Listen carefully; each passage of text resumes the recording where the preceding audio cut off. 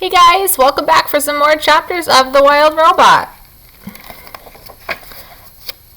Chapter 35 is called The First Swim.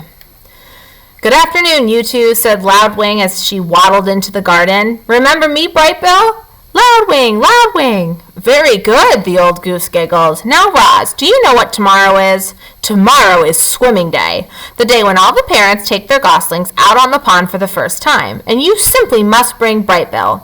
Swim, swim, said the gosling, shaking his tail feathers. Brightbill can go, said Roz, but I cannot swim. I cannot go on the pond with him. I will not be able to protect him. Who'd have thought a big thing like you would be afraid of a little water? Loudwing laughed. Well, don't you worry about Brightbill. He'll be safe in the flock, and he's going to have so much fun swimming with the older goslings. We begin at sunrise, so don't be late. See you in the morning. And with that, the goose plopped into the water and glided away. Swim, swim, said the gosling. Yes, Brightbill, said the robot, staring at the pond. Swim, swim. Early the next morning, peeps and honks and splashes began echoing across the calm water.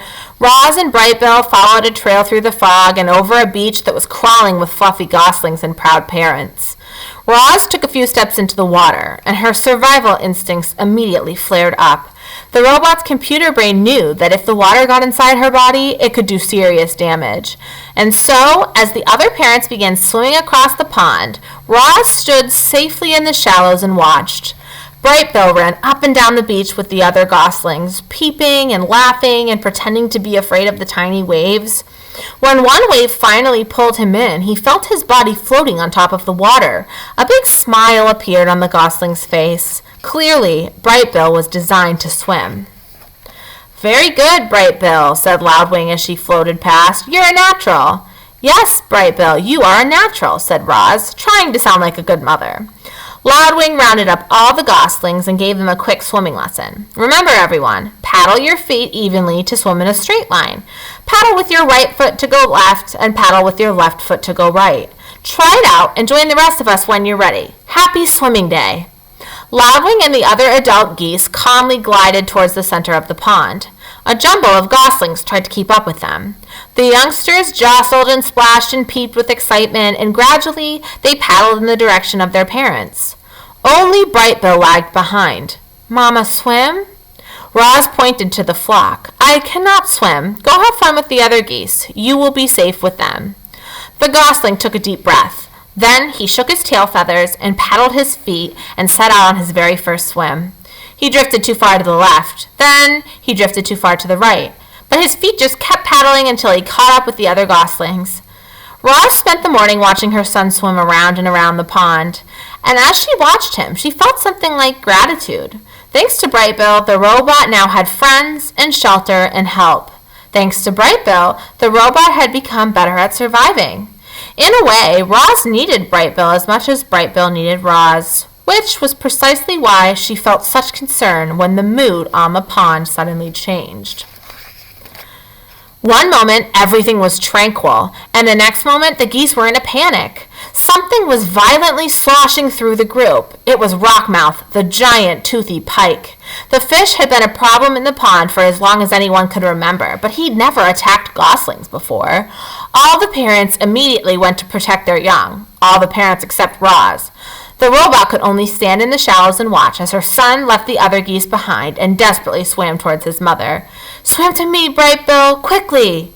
The gosling kicked as fast as he could, but alone on the water, he made an easy target.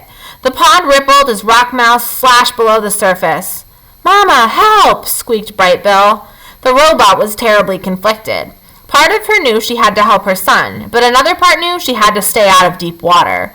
Her body lurched forward and then backward again and again as she struggled to make a decision. And then Loudwing came to the rescue. Rockmouth, don't you dare harm that little darling. The old goose fluttered over him and splashed down right on top of the fish. Leave him alone. She pecked and kicked and beat her wings against the fish until he surrendered to the murky depths of the pond. Loudwing escorted Brightbill back to the beach, and a minute later the gosling was in his mother's arms, safe and sound. Rockmouth isn't as dangerous as he seems, said the goose, out of breath, but I think that's enough swimming for one day. Wow, that was a lot. Chapter 36, The Gosling Grows. Brightbill soon forgot about the incident with Rockmouth, and he spent his mornings cruising around the pond with the other goslings. He was becoming a great little swimmer. He was also becoming a great little speaker. "Hello, my name is Brightbill," he said to anyone who would listen. The gosling was small for his age, and he always would be, but he was growing bigger and stronger by the day. His increasing size was matched by his increasing appetite. He gobbled down grass and berries and nuts and leaves. Sometimes he'd snack on little insects. If it was edible, Brightbill would eat it. And even if it wasn't edible, he might eat it anyway. Roz felt something like fright the time she saw Brightbill swallowing pebbles on the beach. She was holding him upside down, hoping pebbles would fall out of his mouth when Loudwing stepped in. "Put the gosling down," said the goose with a laugh. "It's perfectly natural for Brightbill to eat a few pebbles. They'll help him digest his food, but not too many, okay, little one?" Like most youngsters, Brightbill was incredibly curious. He explored the garden and the pond and the forest floor, and he would occasionally explore neighboring homes. He'd wander down some hole in the ground and say to whoever was there, "Hello, my name is Brightbill." Then a long robot arm would reach in and pull the gosling back outside. "Sorry to bother you," Roz would say in her friendliest voice. The mother and son slipped into a good nighttime routine. While the gosling slept, the robot might tend to the fire if it was cool out, or gently fan him if it was warm. If he woke up hungry and thirsty, Roz brought him food or water, and whenever he had nightmares, she was always there to rock him back to sleep. All right, my friends, we are going to stop there for today, and I will be back soon with more chapters from The Wild Robot.